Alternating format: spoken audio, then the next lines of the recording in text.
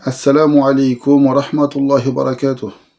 Marhaban bikoum et bienvenue à vous dans ce cours sur la science du hadith et les terminologies que l'on emploie dans la science du hadith. Fattabi'una. اقترب للناس حسابهم وهم في غفلة معرضون. Alhamdulillahi rabbil alamin. Wassalatu wassalam ala ashrafil anbiya'i wal mursalin. Nabiyyina Muhammad wa ala alihi wa sahbihi ajma'in. اللهم إنا نسألك علما نافعا وقلبا خاشعا ولسانا ذاكرا وعملا صالحا وشفاء من كل داء آمين. Nous allons rentrer aujourd'hui dans la science du hadith, les terminologies du hadith. Alors pourquoi étudions-nous cela aujourd'hui alors que nous étions sur une série de cours sur la sira du prophète Mohammed sallallahu alayhi wa sallam? Tout simplement parce que mes activités récentes ne m'ont pas permis, ne m'ont pas donné le temps de préparer le cours suivant sur la sira du prophète Mohammed sallallahu alayhi wa sallam, car un cours demande de la préparation. Premièrement, à savoir là où je me suis arrêté sur le cours précédent, jusqu'à où nous allons continuer le cours suivant. Il y a une introduction, un développement, une conclusion, etc. Or, je n'ai pas eu le temps. Alors, nous allons faire des cours, justement, avant la venue du Ramadan, qui est proche. Nous allons faire des cours sur les terminologies dans la science du hadith, et cela peut vous aider énormément lorsque vous allez lire des livres, ou lorsque vous allez écouter des cours, lorsque vous allez écouter des prêches, notamment les prêches du vendredi, lorsque vous allez à la mosquée, et que les imams emploient certains termes. Vous allez comprendre ce que veulent dire ces termes-là. Alors, si je n'ai pas eu le temps de préparer le cours sur la sira du prophète Mohammed sallallahu alayhi wa sallam, bien entendu, c'est que je n'ai pas eu le temps non plus de préparer un autre cours, comme ce cours sur le hadith. Mais je vais les faire en improvisant de par les notes que j'ai et les livres que j'ai. Et je vous demande d'être clément envers moi sur certains manquements que j'ai. Donc, premièrement, pour commencer le cours sur la science du hadith, il faut évoquer l'importance de la science du hadith. Allah subhanahu wa ta'ala nous dit dans le Coran al-Karim وَمَا يَنْطِقُ عَنِ الْهَوَى إِنْ هُوَ إِلَّا وَحْيٌ يُوحَى. Donc il dit au sujet du prophète Mohammed sallallahu alayhi wa sallam وَمَا يَنْطِقُ عَنِ الْهَوَى, c'est-à-dire qu'il ne parle pas par ses passions. إِنْ هُوَ إِلَّا وَحْيٌ يُوحَى, il est certes une révélation révélée. Et Allah subhanahu wa ta'ala nous dit dans un autre verset وَأَنزَلْنَا إِلَيْكَ الذِّكْرَ لِتُبَيِّنَ لِلنَّاسِ مَا نُزِّلَ إِلَيْهِمْ وَلَعَلَّهُمْ يَتَفَكَّرُونَ. Donc on a fait descendre sur toi un dhikr qui est la sunna du prophète Mohammed sallallahu alayhi wa sallam. Ici elle est mentionnée par un dhikr, le rappel لِتُبَيِّنَ لِلنَّاسِ مَا نُزِّلَ إِلَيْهِمْ, pour que tu éclaircis et expliques aux gens ce qui leur a été révélé dans l'espoir qu'ils réfléchissent. Donc la sunna du prophète Mohammed sallallahu alayhi wa sallam est venue pour expliquer Al-Qur'an al-Karim, d'où l'importance de cette science. Aussi, Abdullah ibn Amr ibn al-As écrivait tout ce qu'il entendait du prophète Mohammed sallallahu alayhi wa sallam, kull shay yasma'uhu min al-nabi, tout ce qu'il entendait de lui. Fanahathu Quraysh, Quraysh a essayé de lui empêcher, de lui interdire cela. Fadhakara dhalika li rasulillahi sallallahu alayhi wa sallam, et ensuite il a rappelé cela au prophète Mohammed sallallahu alayhi wa sallam, et le prophète Mohammed alayhi salatu wa sallam lui a dit Uktub walladhi nafsi biyadih ma kharaja minni illa haqq. Il lui a dit écris, c'est-à-dire écris de la sunna du prophète Mohammed sallallahu alayhi wa sallam, car par celui qui détient mon âme entre ses mains, il ne sort de moi que la vérité. Aussi le prophète Mohammed sallallahu alayhi wa sallam a dit lors du pèlerinage d'adieu, et il s'adressait aux musulmans de manière générale, il leur demandait de transmettre la sunna du prophète Mohammed sallallahu alayhi wa sallam. Il a dit وَلْيُبَلِّغْ الشَّاهِدْ الغائب فإن الشاهد عسى أن يبلغ من هو أوعى منه. Donc il a dit ici le prophète alayhi wa sallam que celui qui est présent, donc qui a vu la sunna du prophète sallallahu alayhi wa sallam et qui est présent, transmette, car il se peut que celui qui était présent transmette à une personne qui soit plus savant que lui.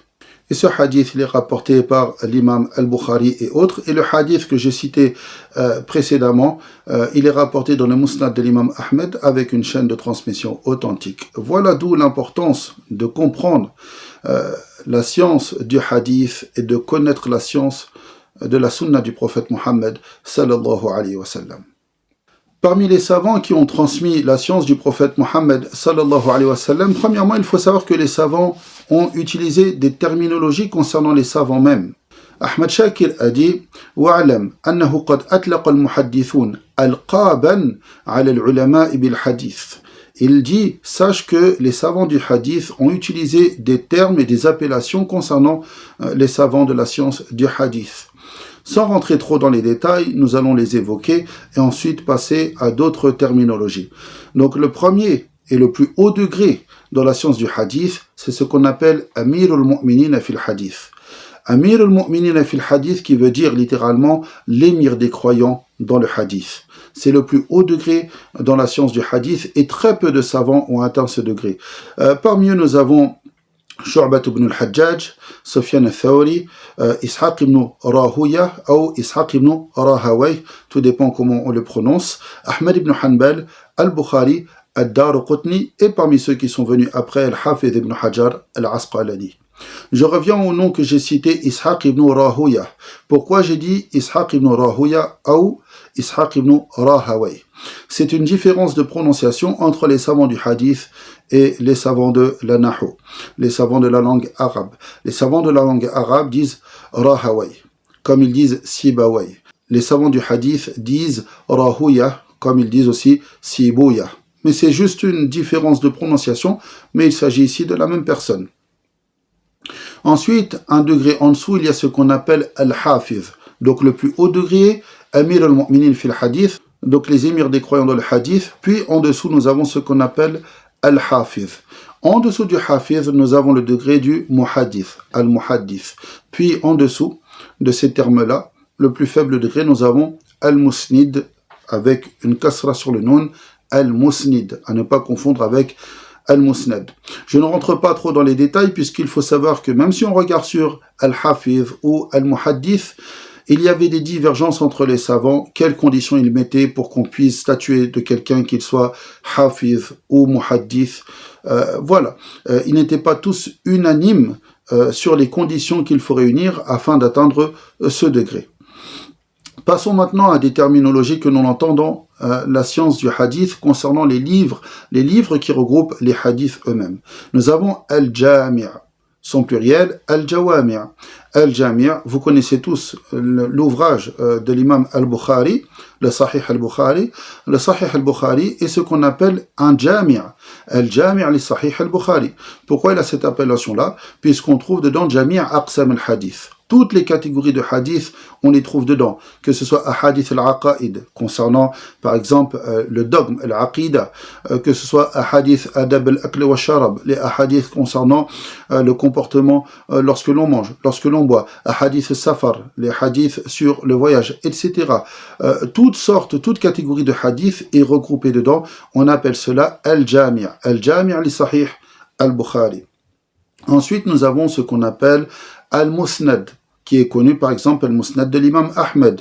Al-musnad, son pluriel est al-masanid. Al-musnad, chez les savants du hadith, c'est l'œuvre dans laquelle nous avons regroupé les ahadiths de compagnons, soit nous avons rangé ces compagnons avec l'ordre alphabétique, ce qu'on appelle at-tartib al-hija'i li asma'ihim, soit nous avons regroupé les compagnons ici par rapport à leur statut en islam, c'est-à-dire lequel est rentré en islam avant l'autre, celui qui a précédé l'autre dans sa conversion, ou alors nous avons rangé les compagnons ici par rapport à leur ascendance, la noblesse dans leur ascendance. Et lorsque l'on range les compagnons par rapport à l'ordre alphabétique, il faut savoir que les ahadiths de Abu Bakr al-Siddiq radiallahu anhu seront les premiers ahadiths. Nous commencerons par cela, nous les mettrons en avant. Puis ensuite, ahadith Usama ibn Zayd ou ahadith Anas ibn Malik kadhalik. Ensuite, si nous rangeons les ahadiths par ordre de ceux qui ont précédé les autres en islam, lorsqu'ils rangent les ahadiths de cette façon-là, ils mettent premièrement al-ashra al-mubashirina bil-jannah. Ils vont mettre premièrement les 10 qui sont mentionnés dans le hadith, à qui on a annoncé la bonne nouvelle, qu'ils font partie des gens du paradis. Ensuite, ils mentionneront les hadiths des califes bien guidés, al-khulafa al-rashidin, ala tartib, tels qu'ils sont dans le classement du khilafa. Abu Bakr, Omar, Uthman et Ali. Ensuite, ils mentionneront les ahadiths de Ahl Badr. Ensuite, ils mentionneront les ahadiths de Ahl al-Hudaybiyah, lorsqu'il y a eu le pacte de al-Hudaybiyah. Donc, Ahl Badr, que j'ai dit précédemment, c'est la bataille de Badr, ceux qui ont participé à cela. Ensuite, les ahadiths de ceux qui ont participé à Sulh al-Hudaybiyah. Ensuite, ceux qui se sont convertis après la conquête de la Mecque. Après cela, ils rapporteront les ahadiths des sahabiyat, donc les femmes qui étaient parmi les compagnons du prophète Mohammed sallallahu alayhi wa sallam. Et parmi ces femmes-là, nous commencerons toujours par mettre en avant les femmes du prophète Mohammed sallallahu alayhi wa sallam, ses épouses, les mères des croyants, radiyallahu anhum ajma'in. Il y a très peu de hadiths qui sont rapportés des filles du prophète Mohammed sallallahu alayhi wa sallam, car elles sont mortes du vivant du prophète Mohammed sallallahu alayhi wa sallam, sauf Fatima bint Mohammed, qui est mort quelques mois après la mort du prophète Mohammed sallallahu alayhi wa sallam. Pour cela, nous trouvons un peu de hadith venant de Fatima. Il y a aussi ce qu'on appelle dans les livres de la science du hadith al-mu'jam, son pluriel al-ma'ajim. Al-mu'jam, chez les savants du hadith, c'est l'œuvre dans laquelle est mentionné les ahadith à la tartib al-shuyukh, selon le classement des shuyukh. Et en principe, pareil, ils vont regarder soit l'ordre alphabétique, tartib al-huruf al-hija'i, ou ils vont regarder celui qui a précédé l'autre par rapport à la science et la crainte d'Allah subhanahu wa ta'ala, mais dans la majorité des cas, ils prennent en considération l'ordre alphabétique par rapport aux lettres. Et nous avons comme exemple Mu'jam al-Tabarani, qui est connu, al-Mu'jam al-Tabarani. Parmi les autres recueils de hadith, il y a ce qu'on appelle al-Juz. Al-Juz, c'est l'œuvre dans laquelle nous regroupons les hadiths d'une seule et même personne. Et que cette personne soit un compagnon ou autre qu'un compagnon. Par exemple, nous trouvons le Juz de Abu Bakr al-Siddiq, radiallahu anhu, où nous regroupons les hadiths venant de Abu Bakr al-Siddiq. Et si ce n'est pas un compagnon, il faut savoir qu'il y a le Juz hadith Malik, qui rapporte les hadiths de Malik. Voilà quelques catégories de livres concernant la science du hadith, mais je ne vais pas faire trop long en cela. Maintenant, nous allons rentrer dans des catégories, des appellations, des terminologies concernant les hadiths eux-mêmes. Les savants du hadith utilisent des terminologies. Premièrement, nous allons utiliser le terme al-musnad. Donc, nous avons parlé du musnad concernant les livres, mais ici nous parlons du musnad concernant le hadith. Il faut faire la distinction entre les deux. Nous avons mentionné le musnid, qui était un degré dans la science du hadith, le musnad, qui est un ouvrage où on regroupe les hadiths, comme le musnad de l'imam Ahmed, mais maintenant nous avons le musnad dans le hadith lui-même. Lorsqu'on parle du hadith, musnad, qu'est-ce que cela veut dire? Al-Hakim, il dit Huwa ma tasala isnaduhu ila rasulillahi sallallahu alayhi wa sallam. Il dit que c'est la chaîne de transmission sans interruption qui revient au prophète Mohammed sallallahu alayhi wa sallam. Al-Khatib, il dit Huwa ma tasala ila muntahahu. C'est celui dont la chaîne de transmission est continue jusqu'à la personne qui rapporte le hadith. Par exemple, ça peut être la parole d'un compagnon, pas forcément de Rasulullah sallallahu alayhi wa sallam, d'un compagnon ou d'un tabi'i. Si la chaîne de transmission est continue sans interruption, alors il appelle cela al-musnad. Ça, c'est pour al-Khatib. Et il est rapporté d'Ibn Abdil Barr أنه المروي عن النبي صلى الله عليه وسلم سواء كان متصلا أو منقطعا. Ibn Abdil Barr, il est rapporté de lui qu'il dit que c'est ce qui remonte au prophète Mohammed sallallahu alayhi wa sallam, qu'il soit d'une chaîne de transmission continue ou qu'il y ait un manquement, une interruption dans la chaîne de transmission. Ceci est les trois paroles concernant le musnad. Donc lorsqu'on lit un ouvrage et qu'on tombe sur ce terme-là, musnad, concernant un hadith, alors il faut comprendre ce que cela veut dire. Beaucoup l'utilisent pour dire que c'est le marfou' ila rasulillahi sallallahu alayhi wa sallam, c'est-à-dire qu'il remonte au prophète Mohammed sallallahu alayhi wa sallam. Autre terminologie, nous allons mentionner maintenant al-muttasil. Et il est aussi dit al-mawsoul. Donc on dit al-muttasil ou al-mawsoul. Al-mawsoul, c'est le contraire de ce qu'on appelle al-irsal ou al-inqita'. يشمل المرفوع إلى النبي صلى الله عليه وسلم والموقوف على الصحابي أو من دونه. Il englobe ce qui remonte au prophète Mohammed sallallahu alayhi wa sallam, ou alors celui qui s'arrête au compagnon ou un tabi'i, à condition que la chaîne de transmission soit continue, qu'il n'y ait pas d'interruption. C'est pour cela que c'est le contraire de l'irsal ou al-munqati'. Al-inqita', c'est lorsqu'il y a une interruption de la chaîne de transmission. Il y a un manquement. Entre deux personnes, il manque une personne. Al-muttasil ou al-mawsoul, il ne manque personne. La chaîne de transmission est continue jusqu'à la personne qui parle. C'est ce qu'on appelle al-muttasil ou al-mawsoul. Que ce soit une parole d'un compagnon ou d'un rasoul. À partir du moment où la chaîne de transmission est continue, alors c'est al-muttasil ou al-mawsoul. Maintenant, vous allez entendre parfois le hadith, il est marfou'. Marfou', qu'est-ce que cela veut dire? Cela veut dire qu'il remonte au prophète Mohammed sallallahu alayhi wa sallam, spécifiquement au prophète Mohammed sallallahu alayhi wa sallam, et pas autre que lui. Peu importe que la chaîne de transmission soit continue ou qu'il y ait un manquement dans la chaîne de transmission. Si on rapporte cela du prophète Mohammed sallallahu alayhi wa sallam étant une parole du prophète Mohammed sallallahu alayhi wa sallam, alors on appelle cela marfou'. C'est ce qu'on appelle, le hadith, il a ce qu'on appelle ar-raf'. Ar-raf', il est marfou'. Nous avons le hadith mawqouf. Al-mawqouf, c'est-à-dire qu'il s'arrête au compagnon. Donc c'est une parole du compagnon ou un acte du compagnon. Peu importe que la chaîne de transmission soit continue ou qu'il y ait une interruption, à partir du moment où c'est la parole d'un compagnon ou un acte d'un compagnon, alors on dit que cela est mawqouf. Faites bien la distinction. Marfou', c'est le prophète Mohammed sallallahu alayhi wa sallam. Mawqouf, c'est le compagnon. Ensuite, on a le maqtou'. Al-maqtou', c'est celui qui s'arrête au tabi'i, l'élève du compagnon.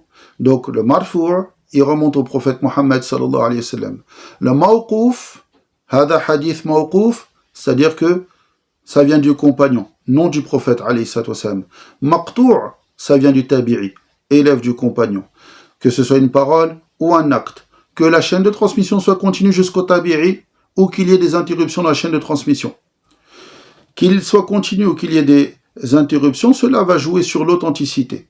Mais cela ne changera pas l'appellation. Donc je répète, marfou', cela remonte au prophète alayhi salam. Mawqouf, au compagnon, et al-maqtou' au tabi'i. Ensuite, nous avons dans les manquements, lorsqu'on dit qu'il y a des interruptions dans la chaîne de transmission, nous allons prendre le cas du mu'dal. Hadith mu'dal. Ma saqata min isnadihi ithnan fasa'ida. Donc à partir du moment où il y a deux personnes qui manquent dans la chaîne de transmission, ou plus que cela, on appelle cela un hadith mu'dal. Donc par exemple, un élève de tabi'i qui transmet le hadith, il dit qala Rasulullah sallallahu alayhi wa sallam, et c'est un élève de tabi'i. Donc il manque le tabi'i et le compagnon entre lui. Donc de lui jusqu'au prophète Mohammed sallallahu alayhi wa sallam, il manque deux personnes. On appelle cela hadith mu'dal. Ensuite nous avons le hadith munqati'. Le hadith munqati', c'est-à-dire qu'il y a un manquement dans le hadith, ne serait-ce qu'une seule personne qui manque.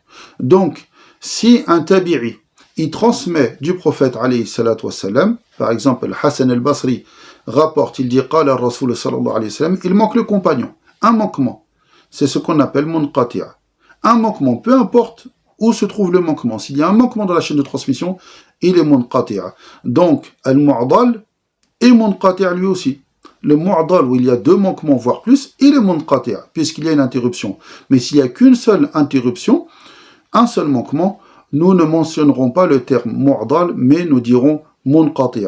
C'est très précis, bien entendu, ça peut paraître compliqué pour certains, mais il faut savoir que Allah subhanahu wa ta'ala, il a préservé cette religion, Allah subhanahu wa ta'ala, il a préservé le Coran, il a préservé la sunna du prophète Mohammed sallallahu alayhi wa sallam, et cette science-là est la preuve qu'Allah subhanahu wa ta'ala a préservé notre religion. Nous allons passer maintenant à un terme qui est aussi beaucoup employé, al-mursal. Alors al-mursal, chez les fuqaha, on entend ce terme-là, mais ils ne l'utilisent pas dans le même sens que l'utilisent les gens du hadith.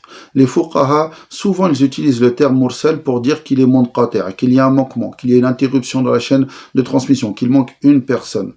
Mais chez les savants du hadith, chez la majorité des savants du hadith, le mursal, c'est lorsqu'il manque le compagnon. Donc, un tabi'i, élève de compagnon, rapporte du prophète Mohammed sallallahu alayhi wa sallam, on appelle cela hadith mursal. Donc, j'ai cité précédemment un exemple, lorsque j'ai dit le Hassan al-Basri rapporte du prophète Mohammed sallallahu alayhi wa sallam, cet exemple-là est un exemple d'un hadith mursal. Donc, il est munqati', mais il est aussi mursal. Pourquoi? Parce que c'est un élève de compagnon qui rapporte du prophète alayhi salatu wassalam, il manque le compagnon radiyallahu anhu. Est-ce que le hadith mursal, du fait qu'il manque le compagnon, il est authentique ou il est faible? La réalité est qu'il est faible. Le hadith mursal est faible. Mais dans certains cas, les savants ont accepté le hadith mursal. Par exemple, le hadith de Sa'id ibn al-Musayyib, à titre d'exemple. Pourquoi? En étudiant les chaînes de transmission et en étudiant toutes les chaînes de transmission de Sa'id ibn al-Musayyib, lorsqu'il était mursal, qui ne mentionnait pas le compagnon, ils se sont aperçus que ces hadiths-là venaient, dans la majorité des cas, wallahu ta'ala a'lam, d'un compagnon. Et que dans la majorité des cas, cela venait de Abu Hurayra radiyallahu anhu. C'est pour cela que le mursal venant de Sa'id ibn al-Musayyib est accepté parmi les savants. Les savants ont fait un travail avec minutie concernant la préservation de cette religion. Ensuite, nous avons ce qu'on appelle Mursal al-Sahabi. Mursal, Sahabi, un compagnon. Comment un hadith peut être Mursal s'il vient d'un compagnon? Ce qu'on appelle Mursal al-Sahabi. Tout simplement parce qu'un compagnon peut rapporter une chose du prophète Mohammed sallallahu alayhi wa sallam alors qu'il n'a pas pu assister à cet événement-là. Par exemple, nous prenons le cas de Abdullah ibn Abbas. Nous savons que au temps de Hajjat al-Wada', au pèlerinage d'adieu, il devait avoir environ 15 ans, la puberté. Et le pèlerinage d'adieu est vers la fin de la vie du prophète Mohammed sallallahu alayhi wa sallam. Donc si Abdullah ibn Abbas nous rapporte quelque chose concernant la première immigration vers l'Abyssinie al-Habasha, il est évident qu'il ne pouvait pas avoir assisté à cela.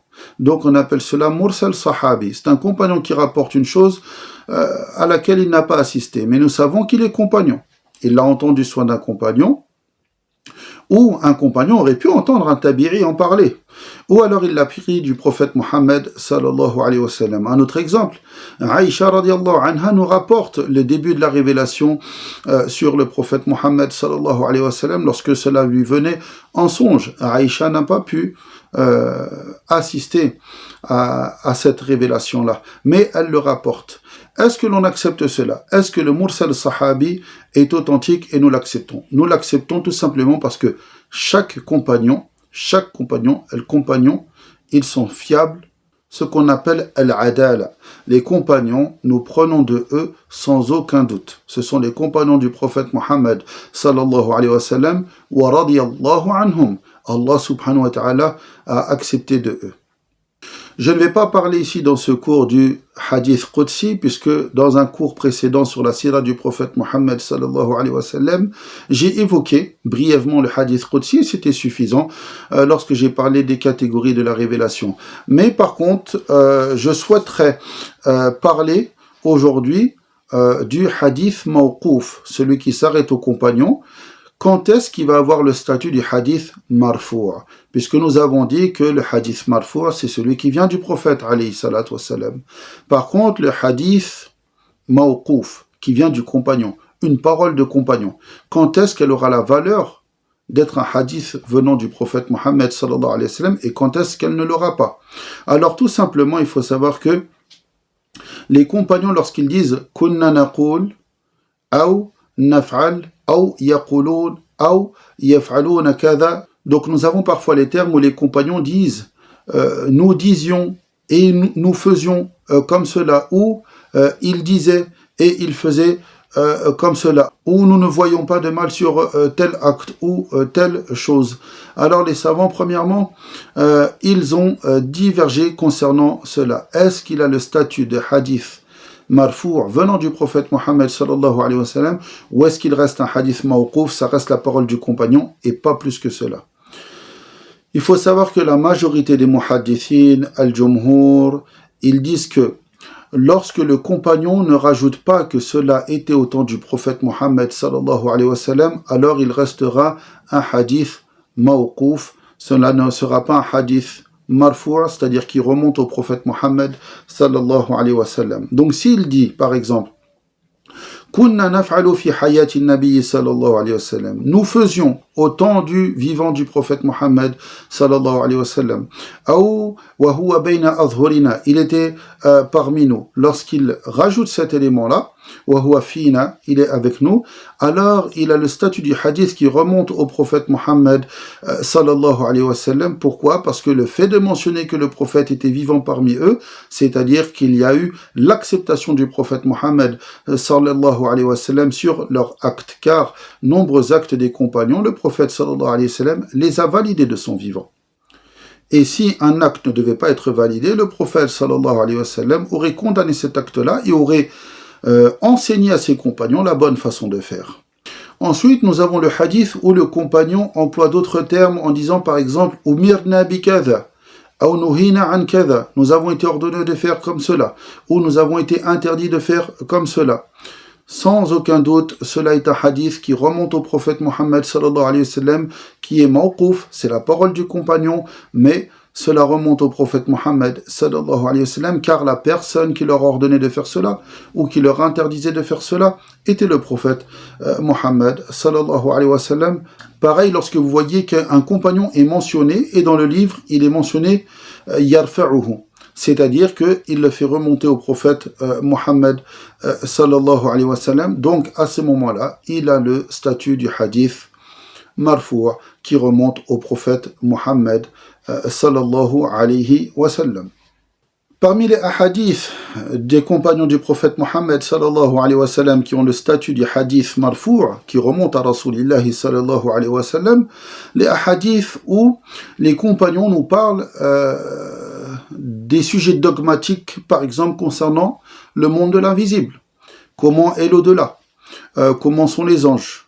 À ce moment-là, cela ne peut venir que du prophète Mohammed sallallahu alayhi wa sallam, car c'est une information qui vient avec la révélation. Pareil, lorsqu'un compagnon mentionne une récompense, comme par exemple le hadith qui mentionne la récompense pour chaque lettre qui est lue du Coran al-Karim. Le compagnon ne peut inventer cette récompense-là si ce n'est qu'il l'a entendu du prophète Mohammed sallallahu alayhi wa sallam. Donc quand le compagnon mentionne cela et mentionne cette récompense, c'est un hadith mawqouf, bien entendu, mais on dit qu'il a le hukm, il a le statut du hadith marfou' qui remonte au prophète Mohammed sallallahu alayhi wa sallam. Pour ce qui est du monde de l'invisible aussi, de l'au-delà, de Yawm al-Qiyam, etc., le Hafiz ibn Hajar met comme condition que ce compagnon-là ne doit pas transmettre de ce qu'on appelle des Israéliyat. Les Israéliyat, c'est-à-dire ce que l'on trouve dans les livres de Bani Israël, ce que l'on trouve dans les livres des gens du livre. Le prophète sallallahu alayhi wa sallam n'a pas interdit de transmettre de ce qu'on trouve dans les livres des gens du livre. D'ailleurs, Abdullah ibn Salam était un érudit juif avant de rentrer en islam et il transmettait des Israélites de ce qu'on trouve dans les livres de Bani Israël. C'est pour cela qu'Abdullah ibn Salam, nous prenons de lui concernant ces sujets-là lorsqu'il dit Qala Rasulullah sallallahu alayhi wa sallam. Il nous informe que c'est la parole du prophète Mohammed sallallahu alayhi wa sallam. S'il ne mentionne pas cela, alors nous ne prenons pas, cela fait partie des Israélites. Les Israélites, il y a 3 catégories. La première catégorie, lorsque c'est en accord avec le Coran et la Sunna, nous acceptons cela. Ensuite, la deuxième catégorie, lorsque c'est quelque chose dont nous n'avons pas d'informations dans le Coran et dans la Sunna. Nous ne pouvons l'accepter ni le démentir, nous ne savons pas. La troisième catégorie, si c'est en contradiction avec le Coran et la Sunna, alors nous le rejetons. Car nous savons que les gens du livre ont falsifié la religion. Wallahu al-musta'an. J'ai cité Abdullah ibn Salam, mais nous pouvons aussi citer Abdullah ibn Amr ibn al-As. Il est connu d'Abdullah ibn Amr ibn al-As lorsque il y a eu la bataille de Al-Yarmouk. Cela se trouve aujourd'hui dans l'actuelle Syrie. Lors de cette bataille-là, il est tombé justement sur des ouvrages des gens du livre et il transmettait de ce qu'il y avait dans les Israélites. Jusqu'à certaines personnes lui disaient « Hadithna ani nabi sallallahu alayhi wa sallam wa la tuhadithna ani sahifa » Transmets-nous du prophète Mohammed sallallahu alayhi wa sallam, mais ne nous transmets pas de ces ouvrages, de ces feuillets, des livres des gens du livre. Donc, pareil concernant ces sujets-là, de l'au-delà, de Kayfiyat al-Akhira, comment est Yawm al-Qiyamah, etc. Concernant Abdullah ibn Amr ibn al-As, c'est comme pour Abdullah ibn Salam, on prend lorsqu'il va dire Qala Rasulullah sallallahu alayhi wa sallam, le prophète a dit, alayhi salatu wa salam, pour être sûr que cela ne vient pas des Israélites. Pareil pour Abu Huraira, il transmettait des Israéliyates. Ka'b ibn al-Ahbar, qui était un savant juif, et il est rentré en islam au temps du califat de Omar ibn al-Khattab radiyallahu anhu. Donc c'est pareil pour eux. Donc Abu Huraira, s'il dit sur ces sujets-là, qala ar-Rasul sallallahu alayhi wa sallam, nous prenons. Sinon, nous prenons cela comme étant des Israéliyates. Wallahu ta'ala a'lam. Dans Ibn Abbas, il y a une divergence. Est-ce qu'il rapportait des Israéliyates ou pas? Il faut savoir aussi qu'Abdullah ibn Amr ibn al-As, il connaissait l'écriture. Il savait écrire. C'est pour cela que Abu Huraira, il a dit La ahad rawa al-ahadith akthara minni ghayr Abdullah ibn Amr ibn al-As. Donc Abu Huraira, il a dit il n'y a personne qui a transmis de hadith plus que moi en dehors de Abdullah ibn Amr ibn al-As. Pourquoi? Parce que Abu Huraira, lui, ne savait pas écrire, alors que Abdullah ibn Amr ibn al-As, lui, connaissait l'écriture et il écrivait. D'ailleurs, ensuite, ses fils ont transmis de lui de par ce qu'il avait laissé par écrit. Je vais m'arrêter aujourd'hui concernant la science du hadith. Cela peut faire compliqué pour certaines personnes, mais c'est une science qui est très utile. Alors j'espère que ça n'a pas été trop compliqué, trop dur. S'il le faut, réécouter le cours, prenez des notes. Je vais continuer sur ce sujet-là, Inch'Allah, avant la venue du mois de Ramadan, car comme vous savez, j'ai pour habitude, lors du mois de Ramadan, de faire une pause et de me consacrer au jeûne, au Coran, à la prière, spécialement, et rien d'autre. Est-ce qu'exceptionnellement il y aura un cours? Ce n'est pas prévu, donc peut-être qu'exceptionnellement il y aura un cours, je ne sais pas, mais normalement je serai en pause pendant le mois de Ramadan. Voilà, naktafi bidhalika fi hadha al-yawm. Je vous demande d'être clément avec moi s'il y a eu des manquements dans ce cours, c'est totalement improvisé, je vais faire encore d'autres cours sur ce sujet-là, de manière totalement improvisée. وصلى الله وسلم وبارك على المبعوث رحمة للعالمين وعلى آله وصحبه أجمعين. أستودعكم الله والسلام عليكم ورحمة الله وبركاته. اقترب للناس حسابهم وهم في غفلة معرضون.